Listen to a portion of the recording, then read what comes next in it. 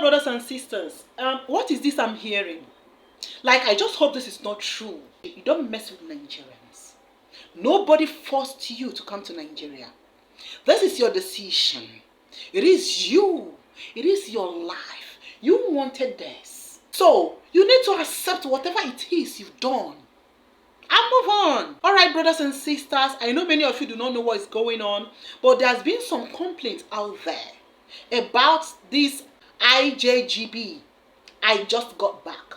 I'm not talking about the African Americans or the African Caribbeans. I'm talking about Nigerians in the diaspora. Those that might be born in America or UK, but are of Nigerian descent. My brothers and sisters, you cannot come here and scam us. Brothers and sisters, please, I want you to listen to this. And it's not coming from one person. It's coming from 1, 2, 3, 4. Please, you got to stop. So the high and mighty Nigerians in diaspora, they are coming to Nigeria to commit fraud. As in, yes, you, the high and mighty, the big ballers, you're coming to Nigeria to commit fraud.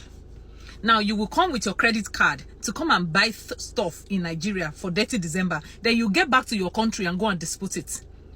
Making it, you go tell your country that no, you did not buy those items in Nigeria. And of course, because Nigeria already have a name in a way, then you make it look as if it is Nigerians that is trying to extort you, whereas you are the one who is trying to steal from these hard-working human beings that you people go out there to project in a very bad manner. Now, please, this is it. I deal with many diasporans. I sell properties, so I deal with many diasporans, and I see the attitude you people bring. You make it look as if Nigerians don't work. You make it look as if we do nothing to make money. Money just drop like that, or we every one of us end from illegitimacy, right? But the ones that are trying to do right, that are doing business, earning day and night, you are stealing from them. Now, please tell us who is the thief. You people, the high and mighty, the ones who work in the snow, do all sorts and everything to make money, right? You are the ones who are working hard workers, oh. But here we are now projecting Nigeria in another bad light, and you are living in the diaspora. This is not good at all. If this really happens to this sister, I condemn it. Many of you came to Nigeria and you chose where you want to reside. Some of you saw where they make hair for 10,000, 15,000. You chose to go to places where they make hair 100,000, 150,000. That's solely your decision. You are the one that decided that. Yes. You would have asked of markets where you can go and shop for clothes. You decided to enter boutiques on the island. You decided on that. I always tell people to cut your coat according to the size of your material. And not just that, to take your coat to the tailor according to the amount you have in your pocket. So many of you were extravagant when you came to Nigeria. It is not on us, it is on you. Some of the foreigners, African Americans that came, had their tour guide. People that took them to the market to buy things. And I could remember one Nigerian in the diaspora also said some things and said, if you are entering Nigeria, please move with a tour guide. Do not say anything. Or even if you want to talk, speak in our own language. Like, talk like a Nigerian. Don't go there and start speaking like an Oyibo person, so that the prices of goods that they're going to sell to you will not skyrocket. A lot of you were warned, but you chose otherwise. Right? You saw a place where they do sell clothes for 15,000 naira. You decided to enter a place that you will buy clothes for 150,000 naira. That's on you. That's on you. And some of you bought food stuff. Please listen to me very well. Food stuff is not cheap. You are the only one that knows where you want to buy yours. There are markets to go and buy food stuff. You saw the market where you will go and buy garri. You did not buy it there. You decided to buy garri online. Now you want trouble. Now you want harm. So take it. I get the point that some of you might have traveled back, and your family told you that you've been cheated. Or some other persons who may be an African American that bought something that you bought, but bought has way cheaper in Nigeria than what you, a Nigerian, bought in Nigeria. And you'll be like, what? This lady cheated me, so? Yo. So to all the IJGBs that came to Lagos this December, I hope what I'm hearing is not true. I'm hearing some of you are disputing charges back in America for your dirty December rocks. And you people had the nerve to judge us, come to this country, cause problems. Not all of you, because a lot of you are good people, you paid your money. But for somebody like me, I'm telling you right now, if I see any dispute charges from my event, I'm calling you out.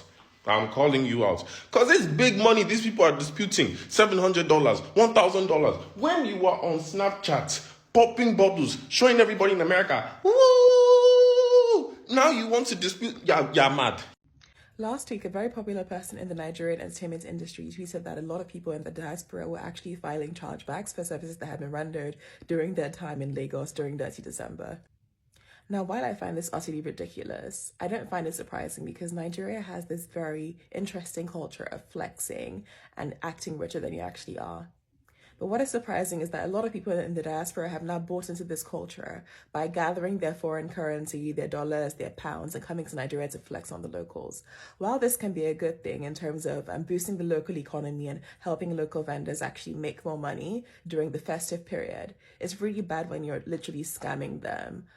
What would happen is that someone from London or from any other major city abroad would come to Nigeria in December, buy a plane ticket worth about £2,000 or more for a coach, and then start to flex on people that live back home and earn in Naira. People from the diaspora coming back to flex is increasingly possible because Nigeria is in a state of economic correction where our exchange rate is actually quite bad. So when you change £1, you get the equivalent of about 2,000 Naira. And for context, minimum wage in Nigeria is about 70,000 Naira a month. So you can see how bad that really is.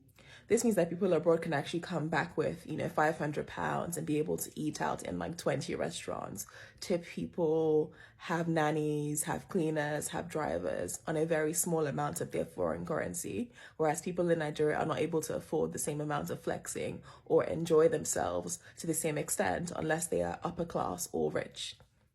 What I find ridiculous is that people that don't live lavish lifestyles abroad are now able to come back and posture as rich people by using their credit cards or filing chargebacks, buying bottles in the club, buying tables, doing the most expensive hair and makeup, and then complaining that the services were not rendered after they've run back abroad. But this is quite silly because when you file a chargeback, they can actually see your name. So this particular individual has threatened to name and shame some of these people, and I agree with him. I think anyone who is making life more difficult for people in a developing country should be named and shamed and told off by their friends and family. Many of you saw where you would go to buy Gary and you decided to buy your Gary online. You decided to go online to shop for Gary, to shop for crayfish, to shop for stockfish. Now you do yourself. Because if you had gone to the market to buy things, it would have been affordable. You chose what you want. And let me be honest with you, that the vendor that you met online that did all these things for you, they also went an extra mile. Because if you had gone to the market, they are not the one that will do the delivery for you. It will not be packaged like the way the online lady will package it for you. And some of you went to shops. You also went to the markets or boutique or some shops to buy things. And you made them know that you are from abroad. So they will hype the prices of things. A lot of people came to Nigeria, Kaisenat and the rest of them. They moved with local boys to the market so that they can buy things in an affordable way.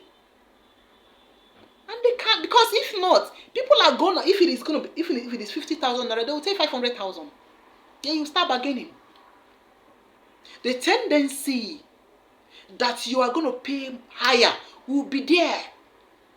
And that is why you need a tour guide. And when you buy, you pay. Allow that credit to go. Allow it to go through. Please, don't spoil people's market. Not be them send you. And for those of you that went to the party and you partied and you were doing ooh, and maybe something, a particular drink that you're supposed to buy at 10,000 naira, you bought it at 400,000 naira. Now you. Not be you decided to club on the island. Not be you decided to do hey. Now you. Kilode. What is it? Pay up. Do not decline any transaction. That's wrong. Brothers, please call them out. Call them out. Call them out. There are so many places to party.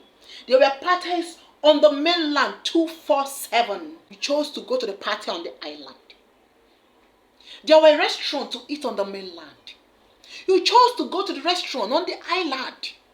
Even on the island, restaurant past restaurant, now you choose. You go pay. Please, do the needful.